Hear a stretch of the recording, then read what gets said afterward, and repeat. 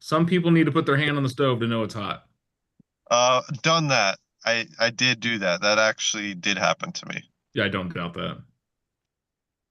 I don't doubt that at all.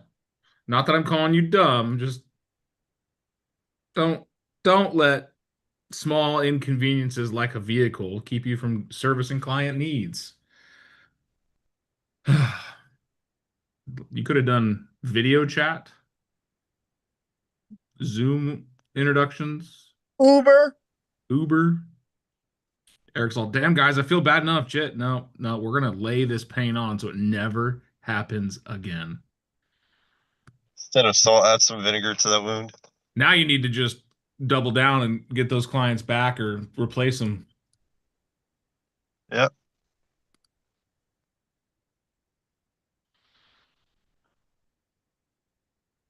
All right. Other than beating on Eric, what are your wins this morning? Mine's more personal, but I'm on day 3 in the gym. So getting it going. Awesome, man. Congrats. Next. I got the book, Dan, the What to Save for Real Estate book. I don't know who you are. I can't see your face. It is Sheldon. Sorry, my eyes are super puffy. Not looking good this morning. Compared to looking good every other day. I mean, you have a strong desire to look good in front of these people. You're on the wrong call, my dude. Gotta make sure I look decent. But no, I got the book, the Good. hard copy. So Exactly what to say for real estate agents. Who doesn't have that book? yeah. Well, I like that it gives the Get example it. and the psychology too behind the reasoning, I would say, why it works and breaking it down. So that's what makes this one more helpful than just reading the magic words.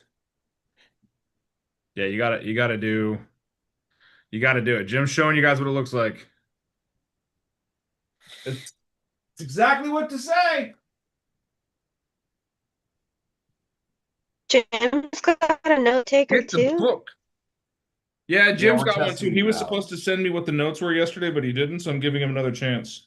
Oh, I kicked it out yesterday, and so it didn't send me the notes. But it stayed on the call the whole time. Well, I kicked it out. I put the little thing in the chat to stop it, Oh, and it didn't stop it for like 10 minutes, and then it didn't send me the recap. So okay. Well, we're gonna let we'll it, run we're this gonna let it one the run full today, see time what, and what it see what looks like. happens. So We it's got not two like you deals guys in aren't contract recorded. yesterday. So that You was got a new cool. contract? Nice. No, 2 in contract. Two in contract. Way to go, Jim.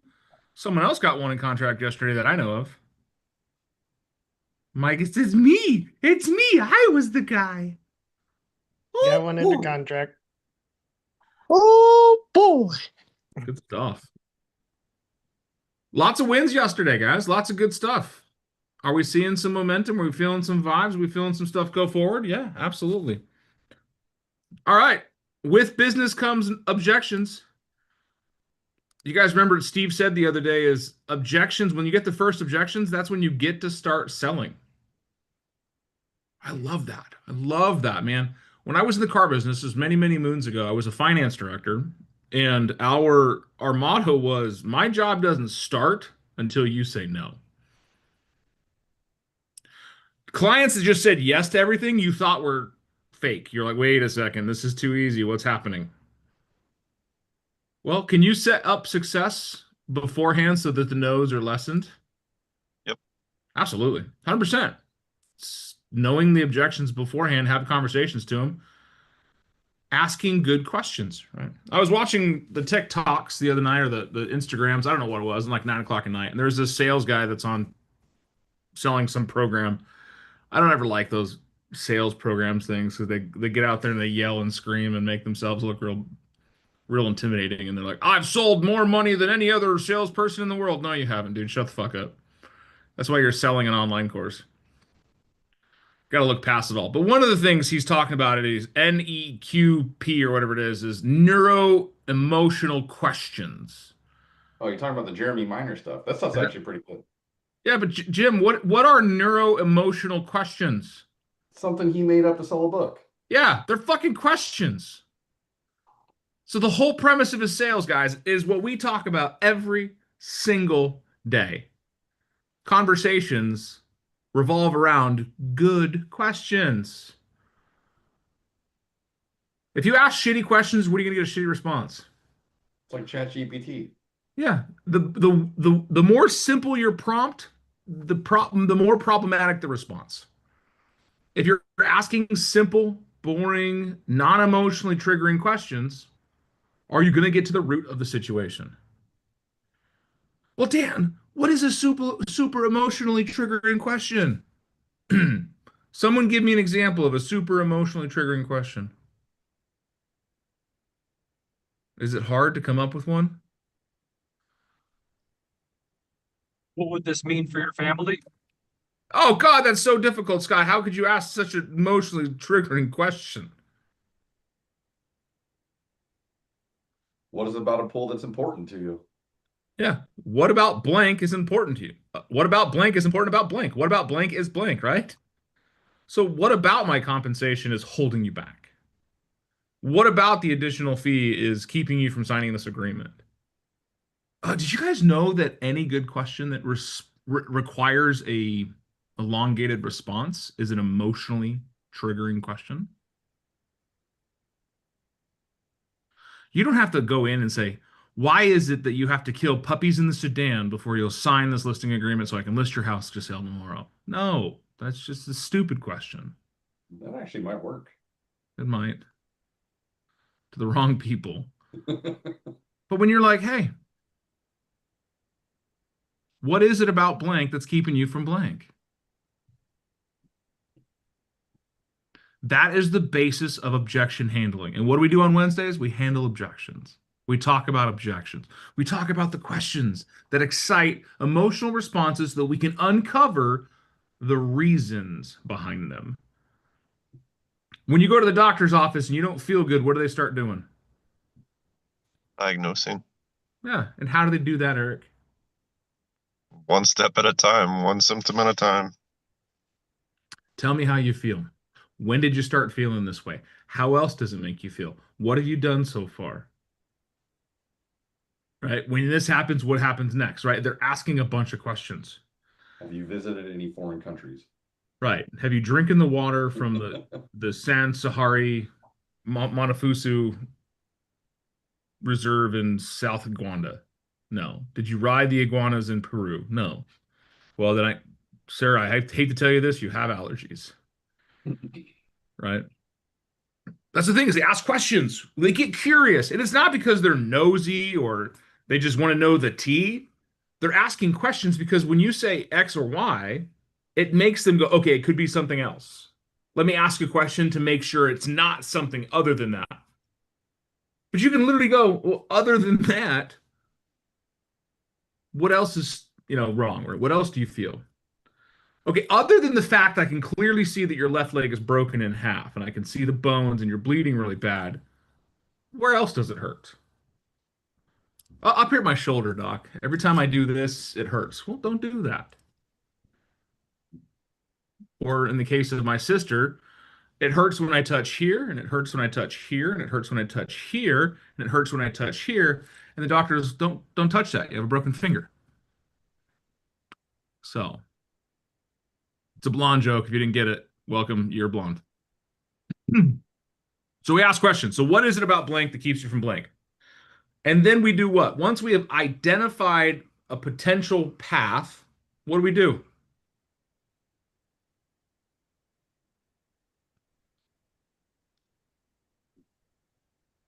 Travel the path. Ask more questions, right? Travel the path. So, like Jim said, what's important about blank?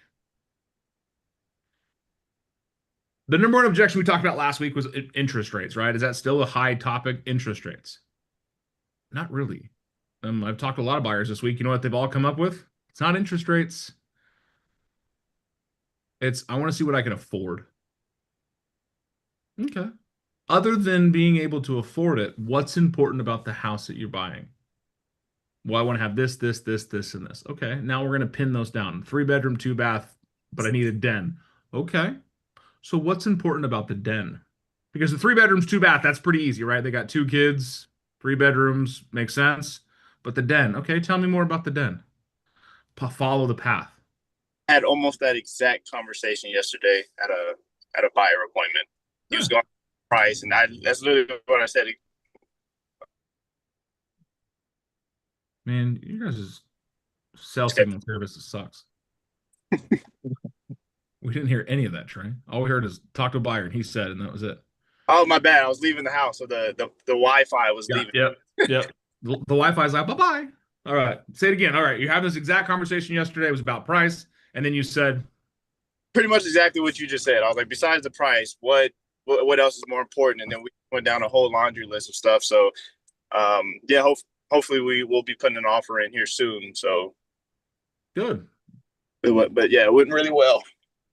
Because objections, guys, are smoke screens. Objections are flags raising their hand saying, I need more clarity.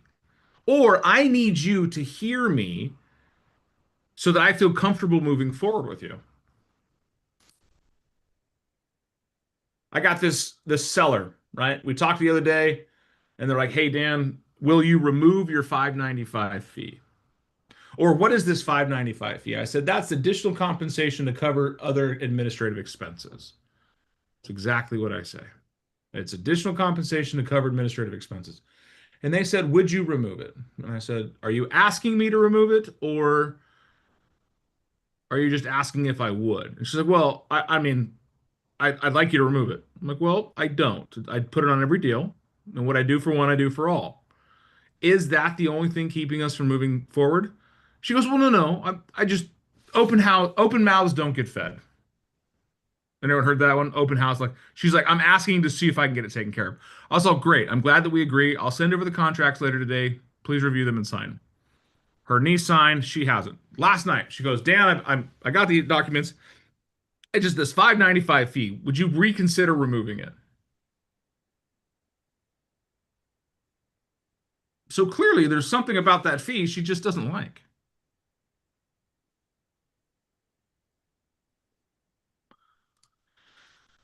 So do I continue to go, I'm not going to remove my fee, I'm not going to remove my fee, I'm not going to remove my fee? Or what do I do? Ask questions on why the fee is bothering her so much. Right. Or offer solutions. Yeah. In lieu of removing the fee, I can charge you 3 1/4 instead of 3. Yeah. Which one would you prefer?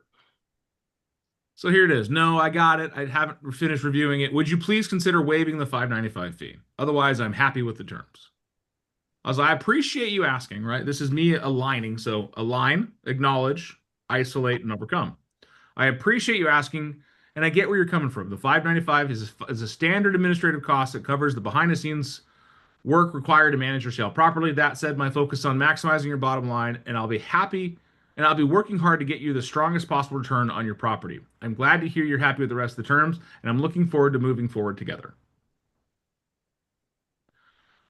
Her response: if you aren't willing to waive the $595 fee, would you please revise the listing agreement to include an itemization of the administrative costs are being covered? I have a hard time accepting blanket fees that aren't connected to something specific. I will sign the revised agreement once received. Thanks to the attention to this matter.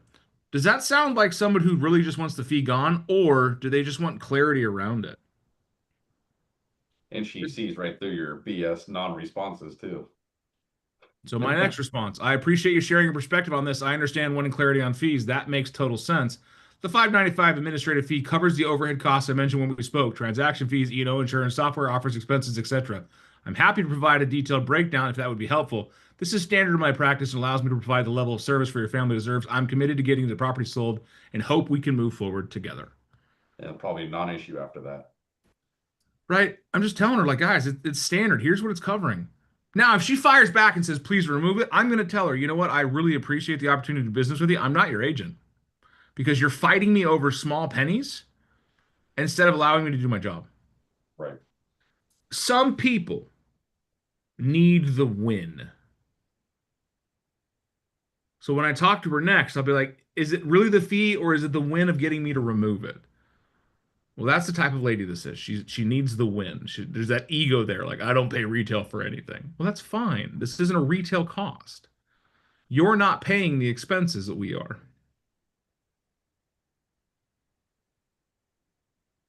It's all about acknowledge, isolate, overcome, right? I isolate it. Other than that, right? I'm looking forward to serving your family. I hope we can move forward together. If not, that's fine. I've wasted 10 emails and 5 phone calls. It's a huge investment of my time.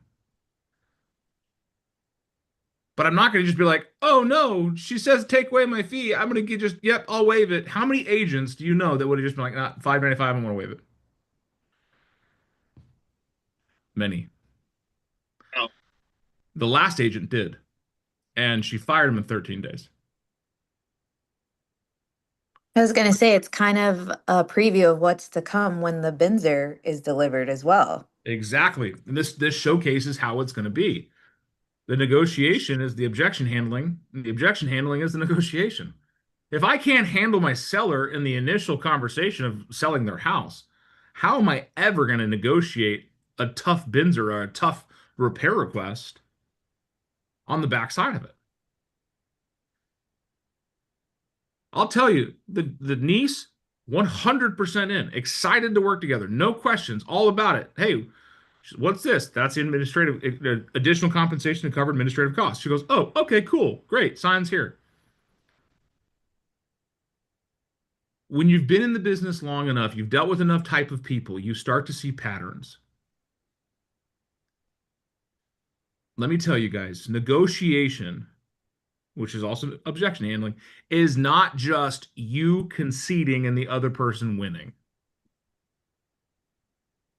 A lot of people see negotiation as, I get what I want, you just change your mind. Right? Jim, I want to pay 500. Well, it's 1,000. Well, Jim, I want to pay 500. Well, it's 1,000. Well, you what, you don't want to negotiate? No, I'm negotiating isn't just me giving up and you winning. Negotiate, like Jim said, throw in something else. Now you take the conversation away. You know what? You know what? Fine. I won't do the. I'll waive the $5.95, but our total compensation is going to be 3.5%, which would actually turn out to be like an additional $750. Right. But some people just need to see a change, or they need to see something different. Objection handling is asking questions. What's important about that? Other than blank, what's keeping you from signing the document? Great. That's it. Well, we've isolated this fee as the only thing. She told me that up front. She goes, once you change that, I'll sign it. So it's not even the money. She just wants clarity on the expense. Now, could I write out everything I pay? I got to pay my brokerage fees, my royalty fees, my insurance fees, my office fees, my technology fee, my storage and handling fee, my transaction fees, my licensing fees, my continuing education fees, my internet fees. All of these things, are they not a factor of your business? You could probably show her $2,500 worth of fees. Easily. Easily. I spend about $1,000 a month just to have a license. So that's all part of the fee base. They don't care. What they see is, what's this line item? What's it mean to me? Ask questions. So other than blank, what's keeping you from blank? Well, we know that it's not the fee. So let's itemize. Hey, what is it? What can I do? Here's the information. Let's move forward. One of my favorite things when it comes to objection handling is restating their objection and then asking them to move forward. Eric, tell me it's too expensive. It's too expensive. You're right. Let's put an offer in anyways.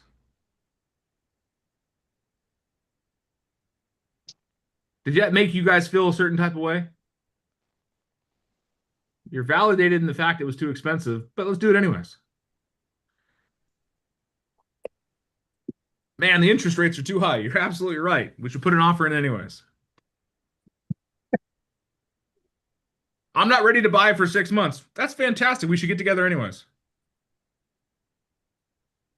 After a buyer consult with a recent client, after the buyer consult told him, I think with everything you want, the lower interest rates, the this and that and the whatever, we should take a look at the new builds. Oh, I don't want a new build. I'm never going to buy a new build. We looked at probably 11 homes, wrote 2 offers. Guess where we ended? New builds. New build. But you invited him there. You know what? Hey, I get it. You're never going to buy a new build. Let's go look at them anyways. Right? I don't want to clean my room. I'm tired. I get it. You're tired, bud. Do it anyways. I hear you, Scott. I do. Do it anyways. Sometimes objections are just stall points, and people are like, I'm just whining. Do it anyways. I totally understand. You're right. Prices are really high. Let's put an offer in and see what they do. Sometimes people just want to be heard. Raise your hand if you're one of those people that just wants to be heard so that the person you're dealing with, like, is looking out for you. And not just because in sales, right, it's all about that perception of like, are they actually trying to help me or they just want to get paid? You make too much. You're absolutely right. I'm worth it. Sign right here. Yeah, you're welcome. Yeah. That's the thing is when we see objection, guys, I want you to be kind of cocky in it. It's okay. Objections are going to come up. They're not all real. Now, if they bring it up 3 different times, I don't want to live in this neighborhood. I don't want to live in this neighborhood. I don't want to live in this neighborhood. You're like, maybe they don't want to live in this neighborhood. Right? It also could just be ego. I have to live in Oro Valley. Oro Valley in Tucson is, like the it spot. Like you are somebody when you live in Oro Valley. Except for Catalina Foothills, we look down on you Oro Valley people. Quite literally, because our altitude is higher. But you know what? It is what it is. I'm not saying that I'm better than you because I'm higher than you, but if we look at history, whoever had the tallest house won. Just saying. No, but see, here's the thing. What is it about blank that is important to you? Okay, great. I hear that. I hear you say that you want to live in this neighborhood because this, and this. Fantastic. What if we found something that wasn't in this neighborhood that would work for this, and that? Like Jim said, give an alternative. There's a term called BATNA, BANTA. So it's your best alternative to a net agreement or to a negotiated agreement, however you want to look at it. And do people have to negotiate with themselves and come over objections with themselves, like buying a house in the hills or buying the house in the flats, buying a house in the valley, buying a house by the water? These all become things that they had to go and negotiate with themselves. Okay, if I'm going to buy a house, I'm going to live here. Well, that's their best response, their best result. I'm doing this. Well, we have to give them a BATNA, right? The better alternative. I know you want to live by the water. You don't want to pay the expense. What if we found you a house that was close by within walking distance that was in your budget? How open would you be to looking at something like that? I don't want to. I want to live on the water. Hey, let's go look at it anyways, just in case. Every buyer agent that I've ever talked to that's been in the business any amount of time can tell you that we started looking at X and we bought an Apple. Right? It's not even on the alphabet anymore. It's now moved to the grocery store. They wanted a 3-bedroom house, 2 bathrooms with a big backyard, no HOA, on half an acre or more outside of town. They bought a 2-story, 5-bedroom, 3-bath in the middle of a neighborhood with no driveway, no backyard, 5 minutes from their office. Sometimes you are what's holding them back because you're reminding them of their objections. So let it go. Hey, Dan, Hey, Serena. I have a seller objection. I have a seller who is uncertain to list his house because he's noticing the houses in his neighborhood are not selling. They've been sitting for a long time. So he's like, I don't want to list because I don't want my house to be sitting on the market for so long. So why do you want to sell in the first place? Because he bought another house already and he wants to get rid of it. You be him. So why do you want to sell in the first place? Because I bought a new house, a new property, and I want to pay for it. So I want to sell my other house Okay. How long are you going to hold both properties? until I sell it. Well, I want to hold the one I just bought. That's Okay. going to be my forever home. Your forever home. So we're going to sell the other one to help pay for that, make it more comfortable, right? Yes. So other than the other houses sitting on the market, what else is keeping you from getting your house sold today? Nothing. Okay, great. So what are we going to do to make sure your house sells faster than ones down the street? I don't know. Clean it up, make Okay. it look marketable. Make it look better. All right. What else do people care about? Price. Tell me more. They want a house that's market value and not too expensive, that looks nice. Do they really want market value or do they want a deal? They want a deal. Okay. Yeah, I see. I see you're trying to make it seem like a certain type of way, but how can we make your house look like a deal? Like a steal? Fixing it up and try to make it look better than the other houses on the block, And then what? and list it There we go. When do you want to get that started? yesterday. Let's do it. Sign right here. Let's get going. Now, did I fight her at all on that? No. Did I have to? Nope. No. Every one of you knew where I was going with pricing when I asked the question of what else? And then she's all pricing. Okay, then tell me more. Because I want them to come to the assumption is my house has to look better and be a better deal. People don't give a Right. People don't give a crap about market value. Every investor you've ever dealt with, Jim, what are they looking for? Deal. No. They're looking for market value, huh? They're looking for, Oh. I'm going to buy a house at market value. Maybe a little more. You know what? Market value plus 5%. I'm feeling generous. No, they're looking for the best possible deal. Every one of us is, man. I'm looking for a washer and dryer set. My wife, well, says I want a new washer and dryer. What do you think I'm looking for? A deal. Deal. I'm also Yeah, looking for checking the out the biggest scratch and damn washer. dents. What's that? So you're checking out the scratch and dents. Yeah, I'm looking for the biggest damn washer and dryer I can get. I got a lot of kids and we got some big clothes. But I'm first and foremost looking for a deal. Now, if I'm going to buy it from Home Depot or Lowe's or Best Buy or the appliance guy, it doesn't matter. Who am I buying it from?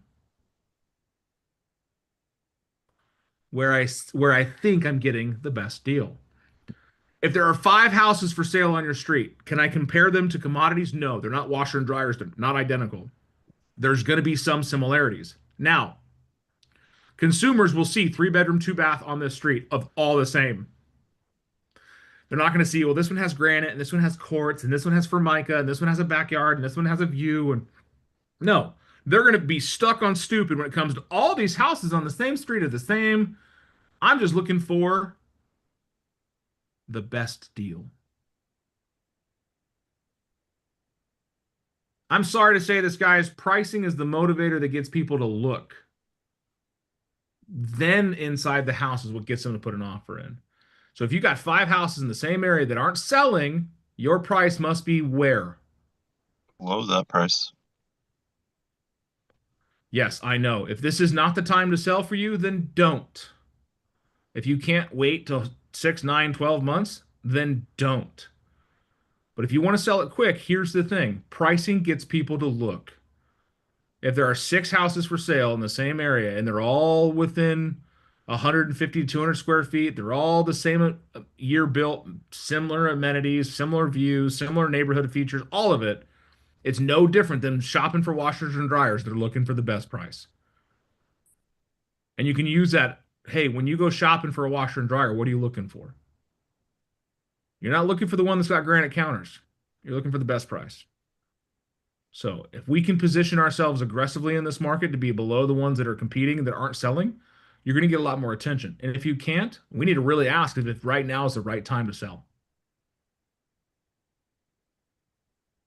Well, Dan, I heard it's a seller's market. Not in Tucson.